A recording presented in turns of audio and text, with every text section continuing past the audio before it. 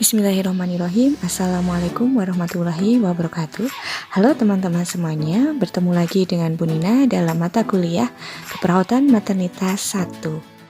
Materi kita pada pertemuan kali ini adalah terkait anatomi dan fisiologi alat reproduksi wanita. Baik, learning outcome kita pada pertemuan kali ini adalah mempelajari alat reproduksi wanita bagian luar dan bagian dalam. Nah, untuk yang pertama adalah kita akan pelajari alat reproduksi bagian luar yang terdiri atas vulva, mons pubis, labia mayora dan labia minora, klitoris, vestibulum, dan orifisium vagina.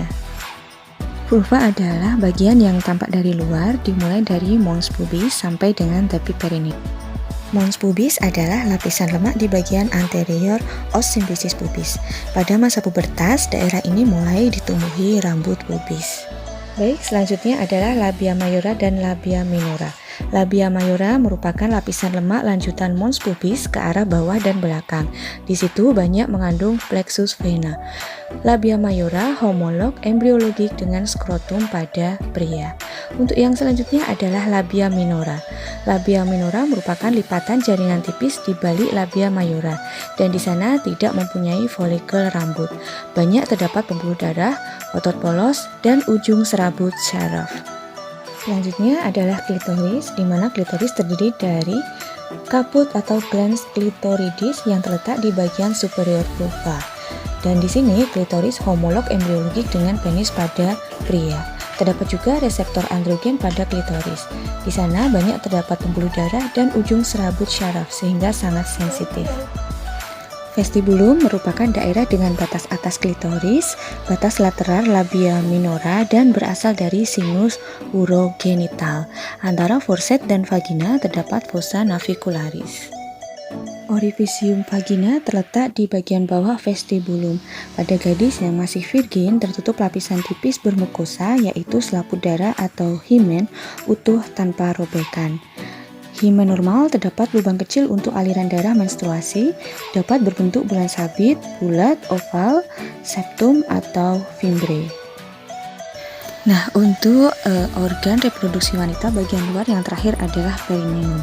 Perineum adalah daerah antara tepi bawah vulva dengan tepi depan anus.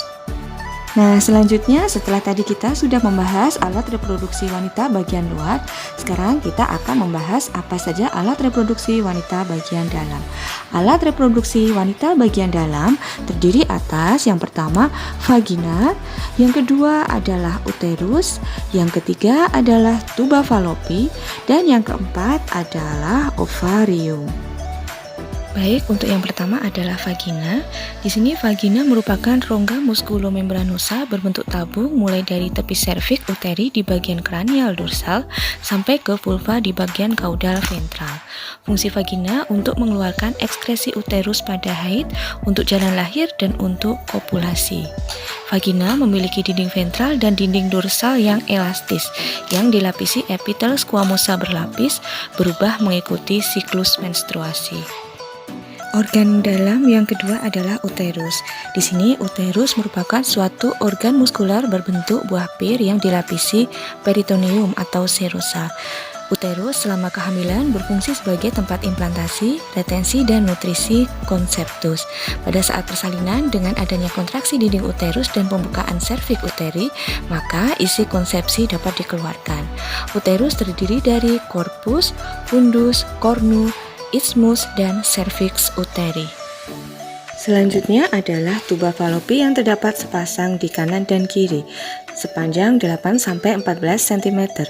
Tuba falopi berfungsi sebagai jalan transportasi ovum dari ovarium sampai kavum uteri.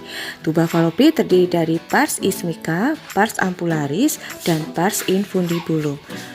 Dinding tuba terdiri dari 3 lapisan, yaitu serosa, muskular, dan mukosa dengan epitel bersilia. Baik, organ reproduksi wanita bagian dalam yang terakhir adalah ovarium.